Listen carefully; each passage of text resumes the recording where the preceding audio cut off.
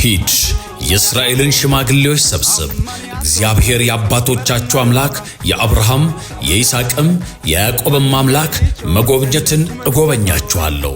ዘጸአት ምዕራፍ 3 ቁጥር 16 የእግዚአብሔር መለኮታዊ ጣልቃ ገብነት ልዩ የ21 ቀን ጾም ጸሎት መርሃ ግብር ስለ ደቡብ ኢትዮጵያ ክልል በአርባ ምንጭ ከተማ ከየካቲት 23 እስከ መጋቢት 13 2018 ዓመተ ምህረት ባለፈው ዓመት በ2017 ዓመተ ምህረት ምድር ከእሾህ ትረፍ በሚል መሪ ራእይ በጅማ በነቀምትና በጎንደር ከተማ በተለያዩ ወራቶች የ21 ቀናት ጾም ጸሎት ተከናውኗል።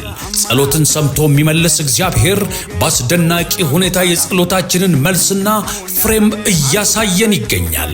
ዘንድሮ ደግሞ በቀዳሚነት በሀገራችን በደቡብ ኢትዮጵያ ክልል ለሚገኙ 12 ዞኖች በ21 ቀናት ጾም ጸሎት የጌታን ፊት በመፈለግ ስለ ምድሪቷ ልንማልድ ቀናትን ቀጥረናል። እናምናለን ለደቡቡ የሀገራችን ኢትዮጵያ ክፍል ቀጣይ ዘመን የወንጌል ተልእኮ መከናወን ለሕዝቦቿም ሰላም ለምድሪቷም ልማት ይሆናል። ይህ የ21 ቀናት የጾም ጸሎት ጊዜ በደቡባ ውብ ከተማ አርባ ምንጭ ከተማ ሙሉ ቀን የሚካሄድ ይሆናል።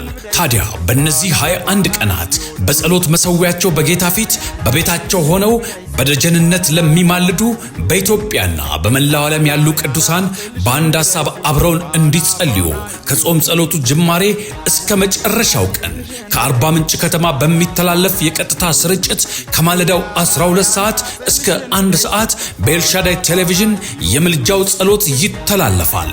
በዚህ የቀጥታ ስርጭት በየማለዳው አብራችሁን በመንፈስ እንድትማልዱ የከበረ ጥሪያችንን እናቀርባለን። ከየካቲት 23 እስከ መጋቢት 13 2018 ዓመተ ምህረት ለተከታታይ 21 ቀናት ኑ አብረን በምልጃ ጸሎት የጌታን ፊት እንፈልግ። አዘጋጆች የኢትዮጵያ ኒው ሚሊኒየም 2000 ፕሬየር ቼን፣ የለውጥ ጉበኞች፣ የ247 ምልጃ ማዕከል፣ የኤልሻዳይ ቴሌቪዥን ኔትወርክና ቄስ ዶክተር ቶለሳ ጉዲና ከደቡብ ኢትዮጵያ ክልል የወንጌላውያን አብያተ ክርስቲያናት ኅብረት ጋር በመተባበር ጸሎታችንን ሰምቶ የሚመልስ አምላካችን እግዚአብሔር አሁንም ጆሮቹ ለምልጃ ጸሎታችን የተከፈቱ ናቸው።